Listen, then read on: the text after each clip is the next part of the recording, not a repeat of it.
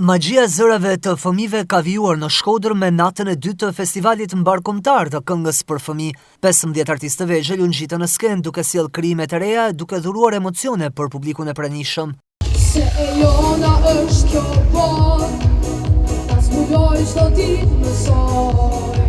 Një moment I veçantë ishte edhe rikthimi në skenë pas shumë vitesh I artistes shkodrane, mjeshtrës së madhe me Faret Elaze, e cila këtë herë këndoi së bashku me mbesën e saj. Rikthimi në festival mbetet gjithmonë një moment emocionues për të gjithë. Ishte nata e dytë, po aq e bukur sa edhe e para, ku performuan 15 këngëtar të mrekullueshëm të trojeve të ndryshme, shqipfolse, emocione të forta, përjetime të jashtëzakonshme në këtë skenë magjishme, mund të them. Fëmijë shumë talentuar, por edhe kompozitor shumë të njohur, kompozitor të më të mirë të vendit tonë. Që kjo dhe shtëpia ka emocione të mira, kajherë ka mërzi. Ky vend ka nostalgji, ky vend ka mall.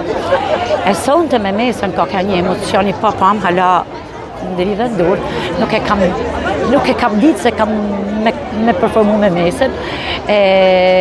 Jena rrit me këtë festival, jam mundu edhe me mesën me eduku me këtë festival. Janë 3 ditë e fëmijëve, me atë lirësinë e tyne, me atë qëndërsinë e tyne, kjo se I patë edhe mram, edhe sot, sa që kur marrën festivalit thu sa shpejt marrëj. Nuk ma kishte marrë mendja që po përjetoj të njëjtin emocion rrugës duke arqo për prova, qoftë natën e spektaklit. Sinqerisht është një ndjesi që fjalë nuk kam me përshkru fiks, por që është domethënë nuk ktheva mrapa në kohë, përjetova atë edhe herët periudhën e fëminisë.